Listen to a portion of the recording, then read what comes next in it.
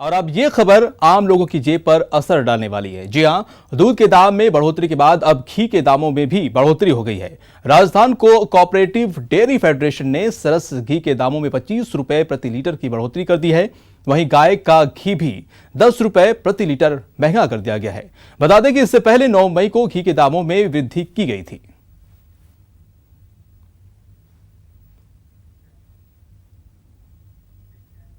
और जयपुर में राष्ट्रीय संगोष्ठी आयोजित की गई। इस दौरान कई अहम विषयों पर विशेषज्ञों ने चर्चा की। उन्होंने कहा कि निजी स्तर पर बच्चों की पढ़ाई में रुचि बढ़ाने के लिए सरकार को आगे आना होगा।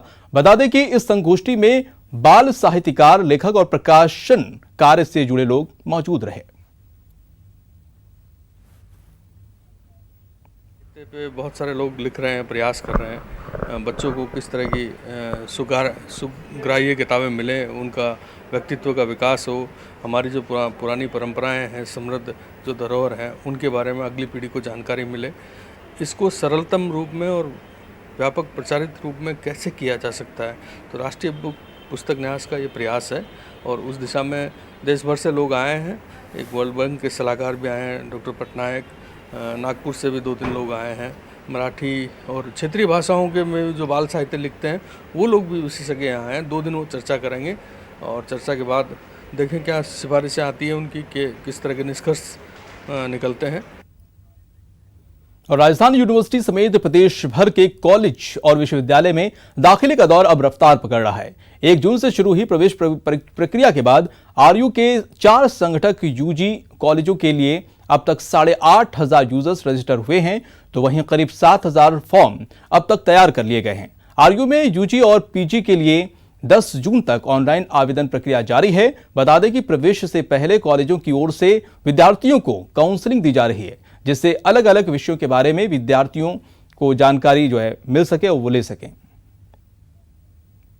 एडमिशन के लिए ऑनलाइन अप्लाई किया जा सकता है, वो प्रोसेस ऑलरेडी स्टार्ट हो चुका है। जो uniraj.ac.in पर जाकर स्टूडेंट्स उस पर रजिस्टर कर सकते हैं और इसमें जब एक बार वो अप्लाई कर देंगे तो सिर्फ वेटेज के जो फॉर्म्स हैं उन्हीं की हार्ड कॉपी कॉलेज में जमा होगी।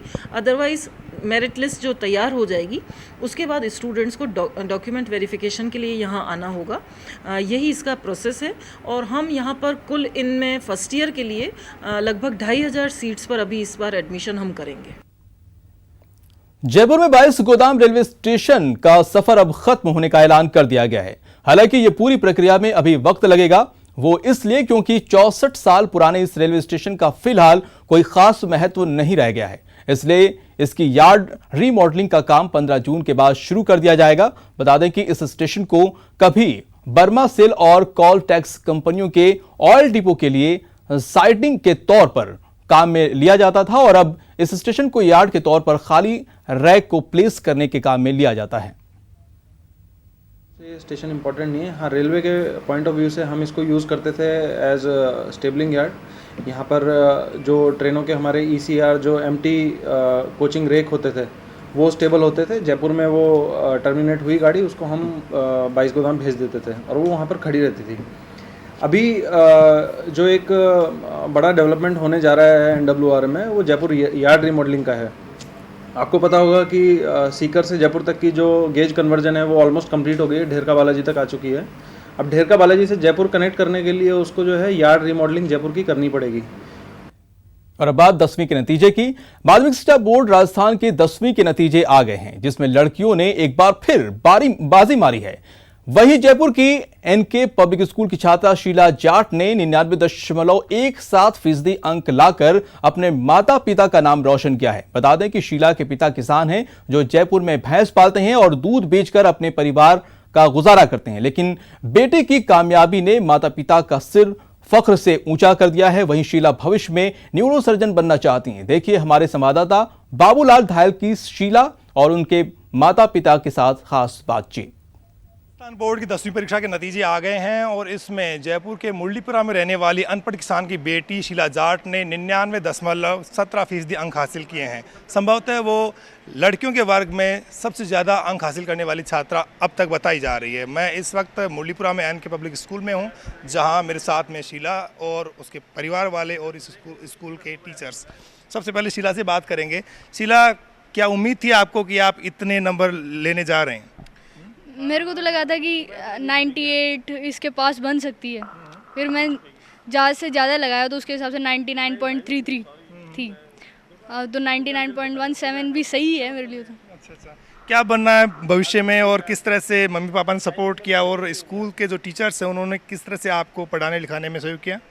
मेरे स्कूल के एमडी सर हैं, डायरेक्टर सर है, प्रिंसिपल सर और Sushila ma'am vice principal ma'am है, इनका तो ज़्यादा ही सपोर्ट रहा है। एसएसटी पढ़ाती थी हमको। अच्छा। और हर चीज़ मेरे को बताई कि इस तरीके से बोर्ड में करना है, किस तरीके से बोर्ड में इस तरीके से नंबर दिए जाते हैं, इस तरीके क्या वो मतलब कहाँ कर सकते हैं नंबर, ये सारा मुझे बताया और वहीं उसी के अकॉर्डिंग। अच्छा, पढ़ाई कितनी करी और किस तरह से मैनेज किया पढ़ाई को? टाइम टेबल तो था नहीं मेरे पास वैसे, टीचर्स कहते भी थे टाइम टेबल बनाओ वैसे, लेकिन टाइम टेबल के शायद अकॉर्डिंग मैंने फॉलो नहीं किया इतना। लेकिन मेरे को जो सब्जेक्ट ज़्यादा अच्छे लगे वो पढ़ी ही मैंने। 8 से 10 घंटे तो मैंने पढ़ा। और जैसे टेस्ट लगते थे, मेरे हिसाब से ज़्यादा मेरी मेहनत नहीं रही है, स्कूल वालों की ज़्यादा रही है, क्योंकि मैंने तो खाली 1-2 सब्जेक्ट ही पढ़ी थी, साइंस और मैथ पढ़ी थी मैंने तो। और स्कूल वालों की वजह से मतलब ये टेस्ट लेते थे सारे टीचर्स, तो उनकी वजह से शायद मेरे परसेंटेज इम्प्रूव हो गई, नहीं तो मेरी तो साइंस और मैथ में ही आते नंबर।